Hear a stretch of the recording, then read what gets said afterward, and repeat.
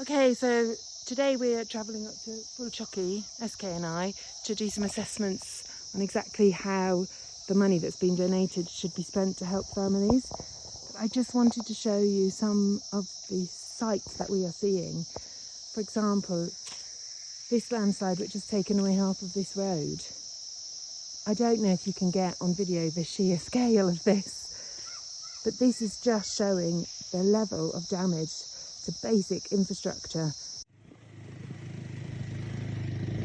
It's really quite clear every road we go on just how common the landslides have been in every area.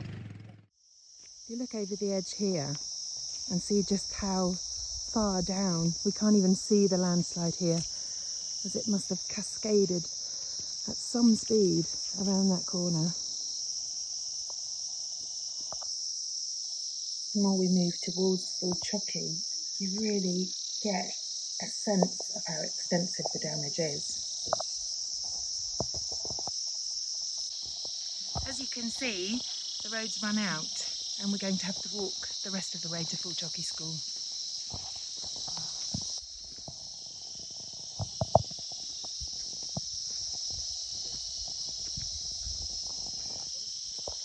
As we make our way along the road to Phulchoki school, the level of damage is actually becoming, well, for me, more and more distressing. I can't imagine what it's like if you live here. A number of people here lost their lives, including an auntie and her baby niece in her arms. There are landslides everywhere you look. Okay, so you can see lots more road damage here, and actually this particular section, there were houses washed away in the landslide. We've passed two already, and this is the third. This was a home just a few weeks ago. And we're here today doing assessments, SK and I. This is our school management ward chairman, SK's meeting. Okay, so we've just arrived at Phulchoki school. We've just come from this path here. Past some of the houses.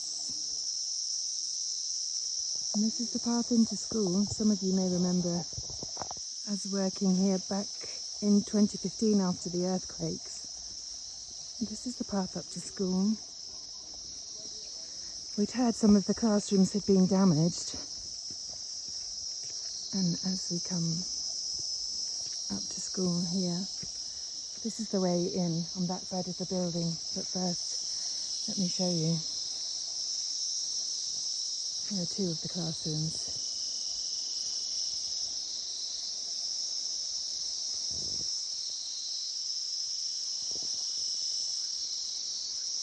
I don't think I need to say anything. The picture, I imagine, speaks for itself. Some of you who've been supporting us over a number of years may remember Phulchoki School as one of the temporary learning centres that we built back in 2015 after the earthquake. It was badly damaged. And even then, at the time, we talked about cracks in the earth, and Save the Children's engineers came and did an assessment and deemed it safe enough, but at some point soon they would be needing a new school on a different piece of land. That has now become absolutely essential, and this school building will now be closed. These cracks are all the way along the front of the school building on this very narrow outcrop.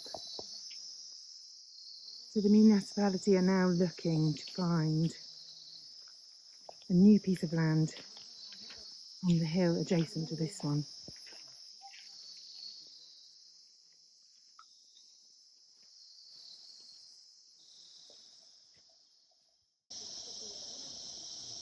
But this school can't be closed anytime soon because there isn't another school for the children to go to learn. There isn't any other facility for miles around. To give you a sense of scale, the 50 children that come here live all the way across this very high ridge here behind me. And over the other side, almost all of them, bar about 4 families, I've just been told, have lost either part of their homes or all of their homes in landslides.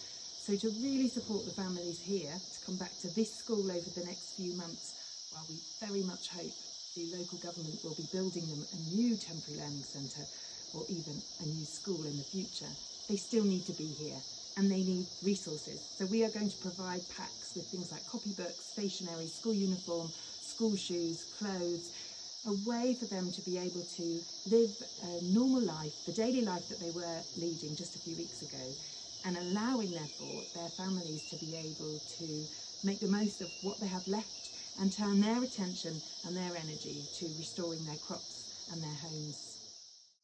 SK's just been chatting and sharing stories with some of the guys here that we've met along the way today, and Ramesh was explaining what it was like when most of the landslides took place. They were in their homes and it was dark because it was the early hours of the morning. There was so much rain, so even during the days they weren't able to see that much. And he said all they could hear was the and like feel vibrations, and they didn't know what was happening. In fact, it was only 2 days later they discovered their cowshed up from where they live had been completely wiped away with their cows inside. So they lost their livestock, 3 cows and 2 goats.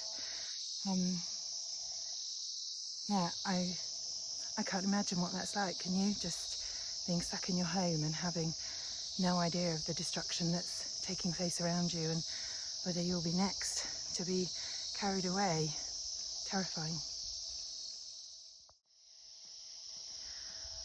You've only got to look in the news every week at the moment and you'll see the level of destruction and suffering that's being experienced across the globe due to climate change. But this is where Freedom to Learn works. This is our community. This is where we've worked for more than 12 years, and they are facing, again, such a huge challenge. Phulchoki is not even the worst affected area. We know that the schools of Balchandra and Balprakash and the 3 schools in Bethanchowk have students, at least 600 students, who have had their homes completely wiped out. They really need our help. Just at £11, we'll make sure that they can go back to school until the winter holidays in mid-January. £35 will help us run a workshop for about 30 children, give them some fun, engaging learning, and really take their minds off the difficulties that are going on. This will enable families to be able to have rice for a month, for example, provide them with water for about 6 weeks, safe, clean drinking water. In the next couple of weeks, we will begin to run workshops and distribute the school packs to families who most need them. Honestly, your donation will make a huge difference. Please help us make that huge difference. Thank you.